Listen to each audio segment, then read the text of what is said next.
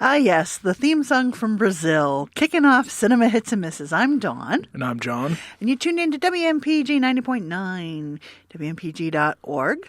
And tonight, we've got a couple movies to talk about. Yes, we do. So we have Robert Zemeckis' new film, Allied, and the latest Disney animated feature, Moana. Mm-hmm.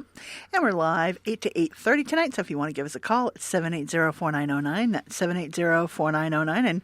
And, again, thank you for tuning in last week. I know we were pre-recorded, and we're thankful for DJ Justine for keeping us on the air. But tonight, we're live. Mm-hmm. What do you want to kick off with, John? Let's start off with Allied. So, taking place in the 1940s in North Africa, we open to a man sailing through the sky in a parachute. A desert lies below him. After landing, the man begins to walk until a mysterious black car appears and drives up to him. The man gets inside. We learn this man, his name is Max Vatan, and he's an intelligence officer. Max is given a suitcase by the driver and is told that he will be meeting up with his wife, a French resistance fighter named Marianne Beausejour, in Casablanca. Max and Marianne are tasked with eliminating a Nazi officer. After spending a few weeks undercover playing husband and wife, the couple launches their attack and successfully pulls off their mission. As they escape, Max asks Marianne to come back with him to London to be his legitimate wife. Cut to a few years later, the couple is happily married and they're starting a family. Max is told one day by his superiors that there's a possibility that Marianne might be a spy for the Germans. Max can't believe it, and he just wants to prove them wrong. There's no way Marianne could be a spy. Can she? So, this film is directed by Robert Zemeckis, stars Brad Pitt, Marion Cotillard, Lizzie Kaplan, Jared Harrison, Matthew Good.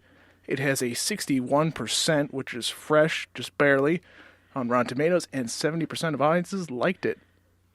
And I get that rating because I think it's okay.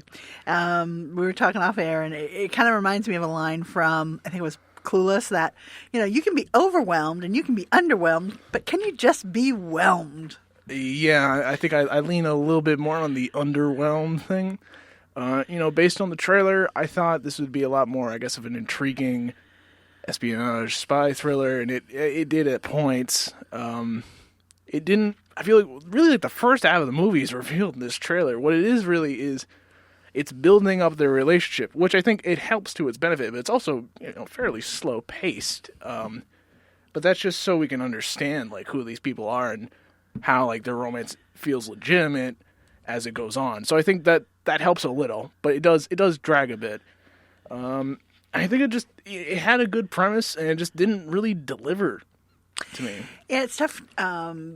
I get what you're saying, Johnny. And for me, having seen some much stronger World War II espionage thriller type movies, I mean, Casablanca, classic.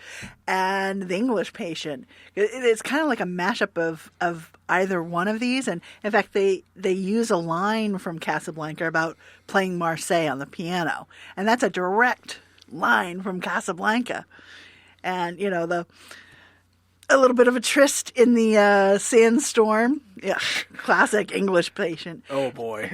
So had it not had the talent, the acting talent in here, this for me could have been easily a movie of the week. Something on demand or cable, as opposed to a big screen adventure. Yeah, I suppose. I don't know. I wouldn't say it's a watch on cable, but you don't need to rush out to this. At least for me, I'm just trying to see. Let me give some positives because obviously I've been knocking down this movie a little bit too much. I will say I really like Marion Cotillard's performance.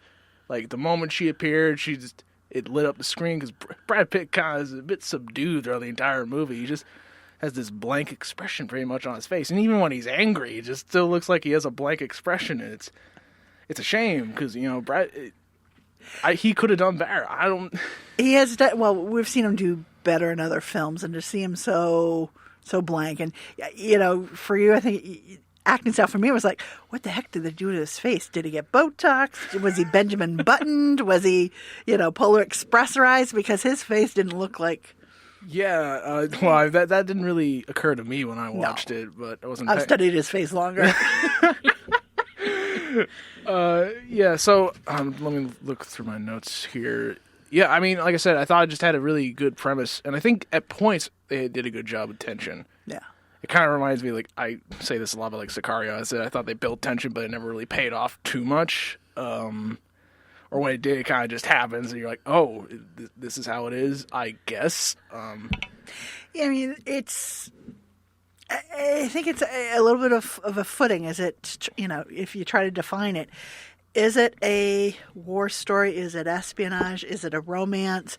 Because there are elements of all of it in here, and I think that tugging, it dilutes the story a little bit, and it's too bad because I think there probably was a stronger film underneath here, and it's certainly, again, it's not, you're not going to come out of the theater, oh, I wasted my money, but, well, unless you pay big bucks to see it on in an evening, a matinee film or waiting it for, a rental, what have you, I think is fine. The Blitz, so they're in London, and most of the Blitz scenes were, of course, computer generated. A fair amount of things were computer generated. Yeah, including a scene on a gurney in the middle of a bombing. Oh, yeah. Which, yes, I remember that now. Yeah. Which when you see it, and, of course, it's one of the spoilers, so we don't want to give it away, but there's a scene where they're running through the streets of London on a gurney. And, so it's almost a little bit absurd, but again, it's what Londoners were living through as their buildings were bombed. Yeah. So, sure. that counteracted with wild parties, and that's where one of the R ratings comes in for, drug use and sexuality. Fair amount of that, yeah. So, I think they did as well as they could to recreate it, but again, you knew that it was. Yeah. Also, there's something like in its tagline, and I'm not sure if it just means. So I think it said in its tagline. I need to look at this, but I think it said like inspired by true events or something. I'm not entirely sure. I don't know if they just mean that it was just because of the World War II setting, or like I don't know. That was a confusing thing that I saw. I remember like in a commercial somewhere for that movie. Well, I think there are spy stories that are out there that they might have kind of cannibalized and put together. In fact, one of the things, Brad Pitt's character is Canadian, and of course Canadian, part of the British Empire.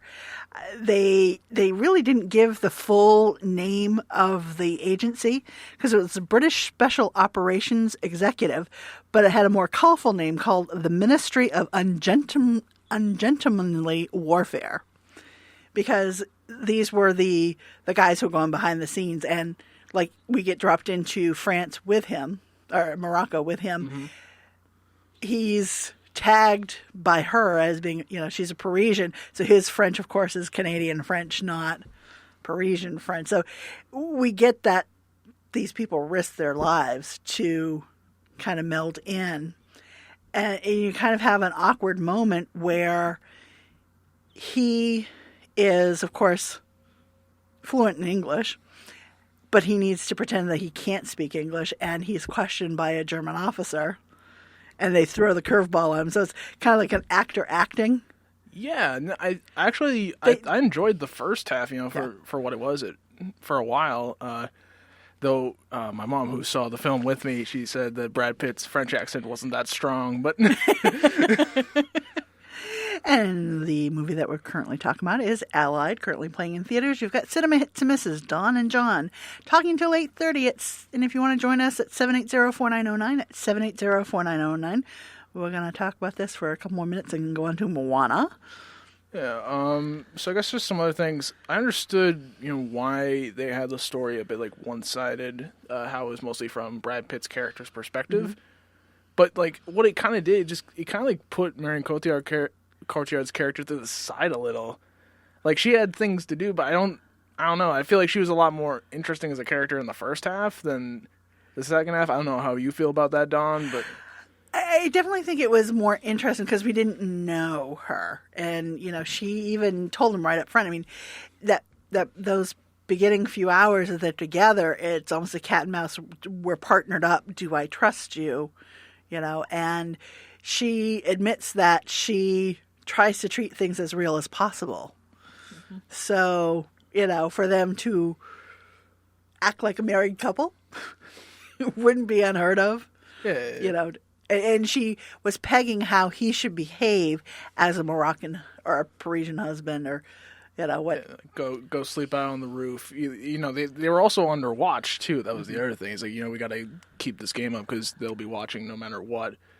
So I think that also helped with the tension, I think, for the first half, and then it almost feels like it was just like two completely different movies. Yeah, because when they do get back to London and settle into a sort of life, certainly for her character, you could sense a frustration because she had such responsibilities when she was active in the field.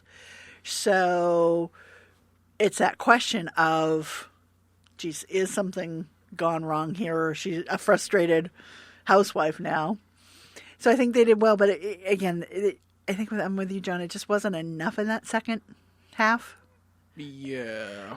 To strengthen the story. I mean, it's and Zemeckis hasn't really done a thriller type film. I mean, he does more of course, Polar Express and the Back to the Future films and lighthearted things. Yeah, a little bit more lighthearted. So, Forrest Gump. Yeah. So I mean, I definitely appreciate what he was trying to go for. I just think, and I think it could have been like a script issue. It could have been, numerous things. But overall, I just think that I kind of just left with a shoulder shrug. On the rating system, I'd say wait for DVD. You don't need to rush to see this unless you are truly interested. I don't know if it would make a good date movie per se, because I don't know, there's a good mix of violence in there, so I don't know. I'd say wait for DVD. Well, I think in reading other reviews too, there are certain people kind of alluding to this being like the World War II version of Mr. and Mrs. Smith, which of course I've heard that, yeah. The famous movie that Brad Pitt and Angelina Jolie were in together, and kind of the spy versus spy. It's not that over the top, but there is violence here, and the ending of this might leave some questions. I was satisfied with the ending because I didn't see a whole lot of other ways for it to end. Yeah, so I won't really comment that much on the ending, but yeah, not giving anything away. No, just kind of it's. I think it was an interesting choice for them to make, and again, I don't know how else it would have done. But, so for Allied, kind of, again, I was just whelmed. A shoulder shrug out of 10. Yeah. So, how about we move on to Moana? And we shall. This synopsis here is provided by our good friend Ryan, who is not feeling well at the moment. Hope you feel better, Ryan, if you're listening in. So, let me just dig through here for a minute. I'm trying to read this through an email. All right. So, Moana is the young daughter of a chief on the Polynesian island of Motunui. Although she soon must take up her duties as chief, so she wishes to go beyond the reef of her island, something that her father has banned. When the island's fish begin to disappear and the plants begin to die, she must go on her own, parenthesis, with the help of a dumb chicken, close parenthesis, to look for the demigod Maui, who is said to be able to bring back life to the island and safety of the ocean. Now, let's see, Moana stars, and I'm going to butcher this name. I am sorry. Okay. Louis Cavaro, Dwayne Johnson, Tamura Morrison, Rachel House, Nicole Scherzinger, and Jermaine Clement, and currently has a 97% on Rotten Tomatoes, and 93% of audiences liked it. And Alan Tudyk for our Firefly friends. Yeah. Yeah, it's a Walt Disney animation. And, certainly trying to do that step away from the quote-unquote princess movie. Yeah, they even, acknowledge that at points. Yeah. And I think they did well with this. Of course, it follows some natural tropes, She's a girl growing up. Her father's landlocked. She wants to go to the ocean. So that teenage rebellion and what have you. But I think it's told in a little bit of a fresher lend to it that it carried along. And certainly the music is kind of fun. You got Lin-Manuel Miranda's Yeah, you can definitely feel his presence in the lyrics. But I also think what helps with this is the setting and the culture that is shown. It's something that we don't see that often, I think. So it's just nice to have that perspective. But also the animation is fantastic. Like it almost feels real. Like you almost feel like you could reach out into the water and it would be tangible. Kind of that texturization to it. I think Disney's only gotten better as the years gone by with their animation. Yeah, and the relationship between Moana and her dad. Certainly, she's someone who is bearing the mantle of being the next leader of her people, which I think is refreshing. That she's recognized as a peer by her dad, and he's trying to build her into what he is, but also having the support of her mom and a grandmother is certainly a rebellious sort. A free spirit. So that counteracting and how they tie in the thought of, the Pacific Oceania, the islands of Oceania, and how her people were once not landlocked. And wave riders or something. I don't remember the term they used, but they were explorers to an extent. Yeah, so you get to see that double tug of the nature, and certainly, all right. So Dwayne Johnson as Maui, he's got another fun character, I think here. You can't go wrong with The Rock, really. Like his he seeps charisma, like even just with his voice, and he's got a great singing voice too. Yeah, that just surprising. That just came out of nowhere for me. Like, good on you. Of course, we're assuming it's him because that's true. I mean, it sounds like it. It's of the tone of his voice, so you think it's a singing voice. But Disney in the past has certainly used substitute vocal talent, and we haven't found out so much later. That's true. Well, for right now, we can assume that. We'll go with the illusion that it was The Rock singing, and and I'm not generally a musical person, because I think sometimes it can be done over the top. But I think this was tempered well. The songs fed into part of the storyline, so it was kind of a natural expansion of the characters. And the showing that I was in, actually, there were only 4 of us in here, but 2 of them were kids, so it was good to see. I mean, they were younger kids. They were bored at first, but then they became enwrapped in it, especially when the Jermaine Clement character came in, the crab. Yeah. I mean, they were just agog with this. I looked over, I could see their eyes, wide with it. Yeah, I had a much different audience than you did. It was a mostly packed theater. A lot of kids, a lot of families there. One guy having a very distinct laugh, but that's a whole nother thing. Yeah. But overall, I mean, it seemed like a lot of people enjoyed it. A lot of the kids loved the chicken, of course, doing that one trick pony kind of thing. I don't know. The comedic sidekick, I believe, is quoted in the movie, but yeah. And this that we're talking about is Moana, currently playing in theaters. You've got Cinema Hits and Misses here with Dawn and John. We're live till 8:30. If you want to give us a call, we're at 780-4909. That's 780-4909. Yeah, so I'm going back to the movie. I think it had a very good positive message. I feel like Disney does this a lot now. Yeah. But they excel at it. It's about like finding yourself and defining like what makes you. So Maui kind of has a thing. He's like the hook, his magical hook, which you can like use like to transform and I guess into different creatures and can fight monsters and stuff. Is like he sees that as a way to define himself, but it's not necessarily the truth. It's like his actions more than what the hook is. So that I enjoy. Moana also has like a good little thing. Is like why? So she's friends with the ocean, I guess, or the ocean chose her. Mm-hmm. The ocean's kind of like another. There's several characters who like. Well, they're element. Yeah, the elements. Yeah, like are quote unquote characters. I don't know, like similar to like the carpet in Aladdin or the cloak in Doctor Strange. They don't talk at all, but they have like their own little like personality kind of thing. So the ocean does, and then Maui's tattoos kind of have a little thing going on as well. That was kind of funny. Yeah, no, I enjoyed that. It was just interesting because the ocean just seemed to be like on and off. Wasn't really ever consistent. Like. I don't know how to explain that, but yeah, well, it's like the ocean was never there when Moana needed it. It's like for the sake of the plot, I guess. Well, when I saw the ocean, I kept thinking of the movie The Abyss. Okay. And there's this thing, live action movie, and there's CGI a water character, so that reminded me of that. But here it's the filmmaking team, Ron Clements and John Musker, who wrote The Little Mermaid, Aladdin. So yeah, hence the carpet, The Princess and the Frog.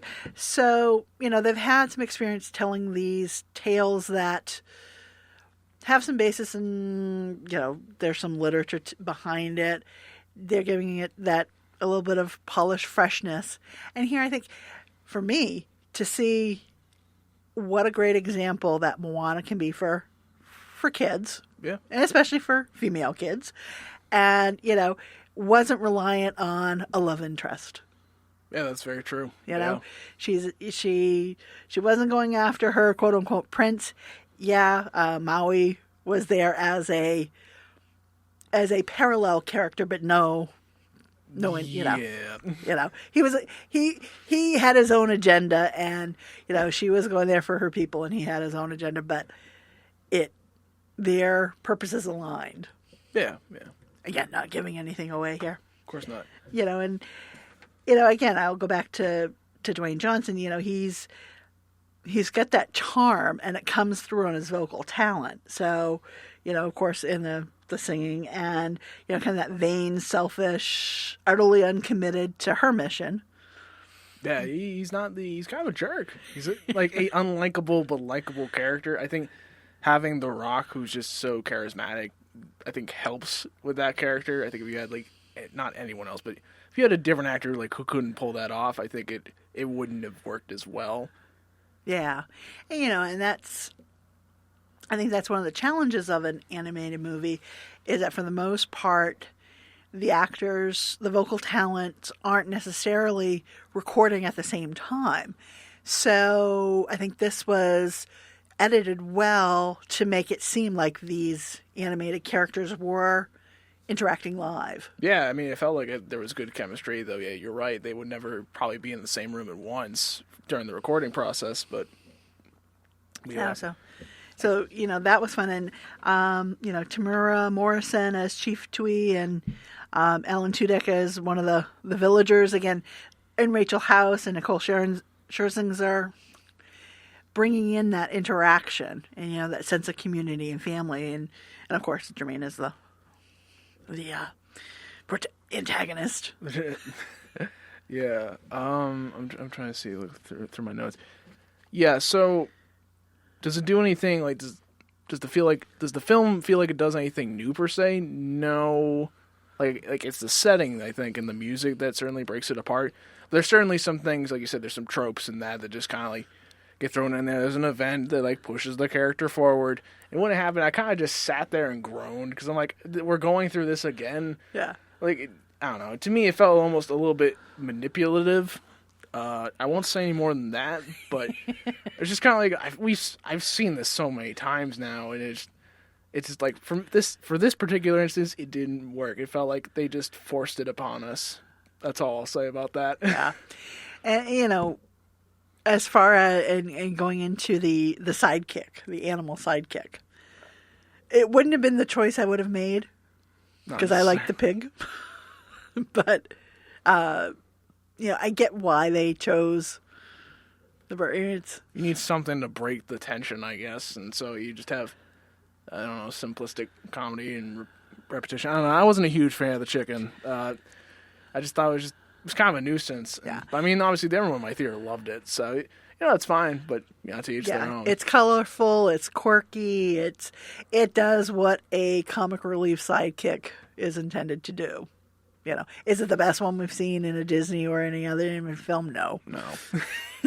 But again, I think this, just note, it is a PG movie. Mm-hmm. There's peril, some scary images, brief thematic elements, but I think it's, family friendly. Oh, of course, yes. So I imagine that if you saw it over the Thanksgiving weekend, which I think you did. Yeah, well, a lot of people did. It made a lot of money in the. Well, I think it's they called it the 5-day weekend, right? With all the Thanksgiving and Black Friday. Yeah. Made a lot. So, and a lot of, like I said, 93% of audiences enjoyed it. I think, it's a good family film. It's Disney they don't have that many screw ups. So No, and some of the animation, there are stingrays in here, and there's a scene where water separates, and she gets to walk on the bottom of the sea, but the ocean is kind of surrounding her, so it's almost like being in an aquarium. that was I So love that. some of that's really stunning. So in that respect, I'd say see it in a theater because I think you're going to get that bigger scope. But if you're not so much caring about it, I think this will do well in the secondary market. It'll do good probably for selling. People will pick up copies of it for themselves. There'll be a lot of people picking up copies of the soundtrack as well. Yeah, Lin-Manuel Miranda. It's catchy music. Yeah, I mean, I'll definitely be getting a couple songs at some point. But yeah, there's definitely a few songs even now that still stick in my head. So yeah, and so I think this will stay through the weekend, or definitely it may even stay through. Could stick. Maybe not through December. But Well, there's a lot coming out, so there is. that. So this, if you can't get into, say, in a couple weeks, you can't get into Rogue One, and you get the kid. Yeah, It might be this be a kind of safe version to. Yeah, go see. my rating. I'd say it's a must see. Like, it's definitely worth looking into. So it's up to you. Yeah. Now, John, you wanted to mention a couple things that are in theaters now that we talked about recently. So last week we talked about Moonlight, which is the film directed by Barry Jenkins. It's been getting a lot of buzz around the award scene. I think it was just the Broadcast Film Critics Association for the Critics' Choice Awards and nominated, I believe, for Best Picture. And there are a couple other categories like Ensemble Cast and so on. It's definitely really good, as we said last week. It's definitely worth seeing. And it's in the Clark's Pond Cinemagic tomorrow. So, and there's like 5 showings, I believe. So, if you are not anywhere near the Nick and you want to go there, I'd say go see it, especially if you're interested in it. I think it could very well get nominated for Best Picture for the Oscars. It's hard to say right now. There's definitely a lot more films coming out, but Moonlight is certainly an experience. Yeah, it's.